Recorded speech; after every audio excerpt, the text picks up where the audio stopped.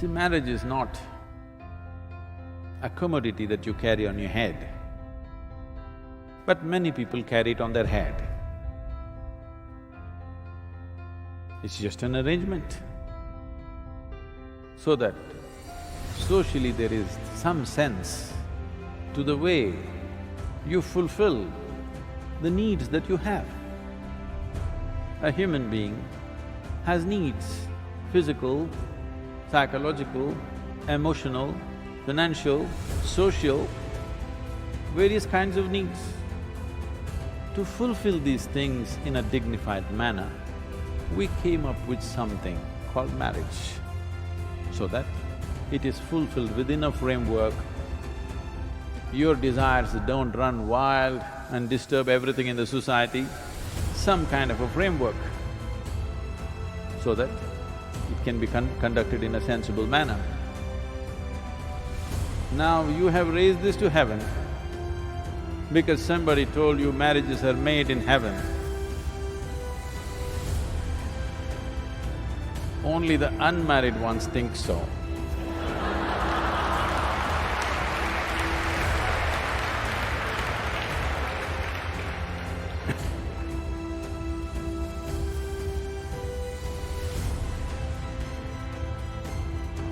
So it's just two people, all right?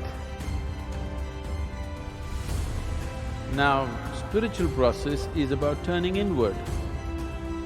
Can I turn inward with somebody else?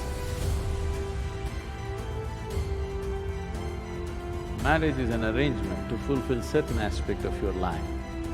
Don't complicate life by thinking, we will walk together on the spiritual path. There's no such thing.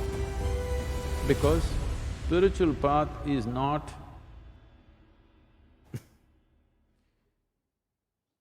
not the path that you take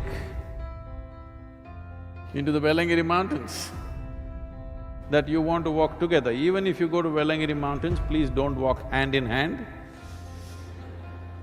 It's a narrow pathway and it's not an appropriate way to walk in the forest. You can walk in the park hand in hand. You can go shopping hand in hand. You can sit in a cinema hand in hand. You can't turn inward hand in hand.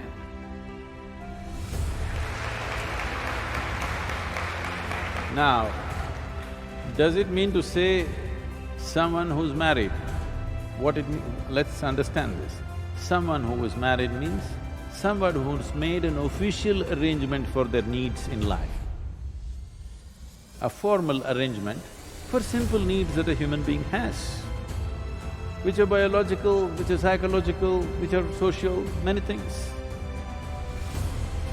So these arrangements that you have made, conduct these arrangements gracefully, so there will be time and space for you to turn around.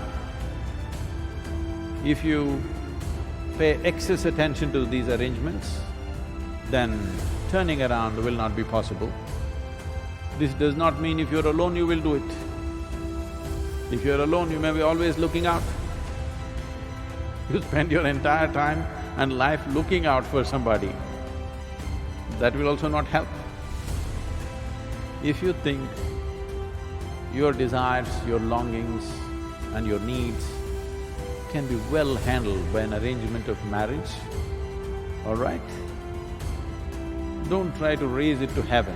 It doesn't happen in heaven, believe me. And if heaven is making so many mistakes,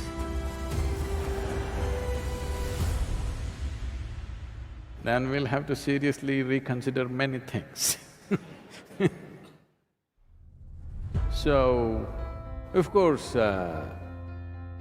in India, we don't blame it on the heaven. We do our own calculations of all the arrangements of stars and planets and everything. We match all the planets and the stars very well. It's very easy to match stars because they never fought ever. But to match these two people, that nobody has managed except those two people if they are sensible. If they're sensible, they can manage it. Nobody else can match these two people.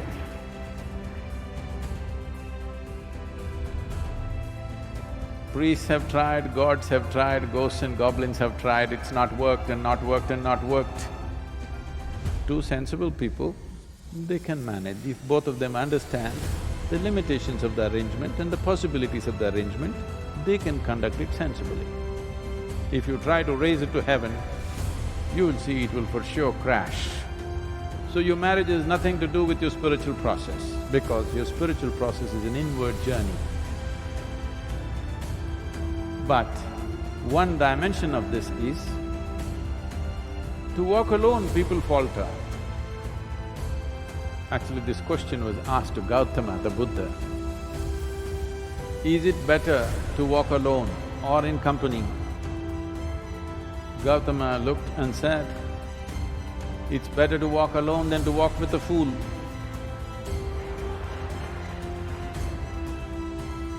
Because Gautama, not me, okay? Gautama believes only a fool will marry you.